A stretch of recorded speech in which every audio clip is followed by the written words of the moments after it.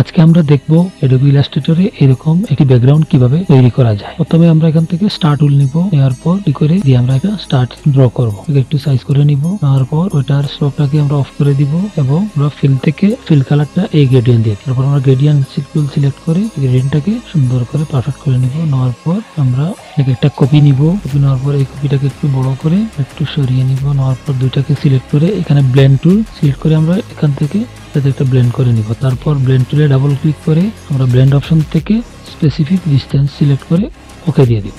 দেওয়ার পর আমাদের যে নির্দিষ্ট একটা শেপ আছে যে পাতে আমরা কনভার্ট করতে চাই, ওই পাতটাকে নিয়ে আসবো। নিয়ে আসার পর দুইটা পাতকে সিলেক্ট করে অবজেক্ট থেকে ব্লেন্ড করা হচ্ছে রিপ্লেস স্পাইন, এতে ক্লিক করে দিব। দেওয়ার পর আমরা যাব এফেক্টস, ডিস্টর্ট এন্ড ট্রান্সফর্ম, পোকার এন্ড বলজ। তারপর এখান থেকে আমরা প্রয়োজন মতো ভ্যালু সিলেক্ট করে দিয়ে দিব। আমাদের ডিজাইনের চাহিদা মতো আমরা ভ্যালু সিলেক্ট করে ওকেতে প্রেস করব। তাহলে আমাদের এই ডিজাইনটা তৈরি হয়ে গেছে। সাবস্ক্রাইব ইজ ফ্রি, একটি সাবস্ক্রাইব আমার উৎসাহ বাড়ায়।